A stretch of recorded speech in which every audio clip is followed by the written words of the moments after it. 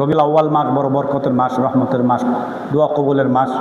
এজন্য আমরা বয়ানে শুরু দিয়ে অনেক দুরূদ পড়েছি, আল্লাহ পাকের জিকির করেছি।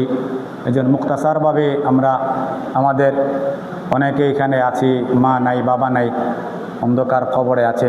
দুনিয়ার সমস্ত উম্মতে মুহাম্মাদের যত মানুষ আছে যারা দুনিয়া থেকে বিদায় হয়ে কবরস্থ হয়েছে, সকল মুর্দকানে রূহের আত্মার মাগফিরাত, তাদেরকে স্মরণ করে আমরা তাদের উপরে তাদের মাগফিরাতের জন্য সূরাতুল ইখলাস, যে ব্যক্তি ইখলাস করবে এই নিয়ত কইরা যে আদম থেকে নিয়ে এই পর্যন্ত যত মানুষ এই দুনিয়া থেকে বিদায় হইয়া কবরে গেছে, তাদের কবরে আমার এক খতমের সওয়াব তাদের কবরে পৌঁছুক, তাহলে ওই ব্যক্তি যদি এই নিয়ত করা পরে সমস্ত জগৎবাসীর কবরে আল্লাহ যেন এক খতমের সওয়াব পৌঁছাই দেয়।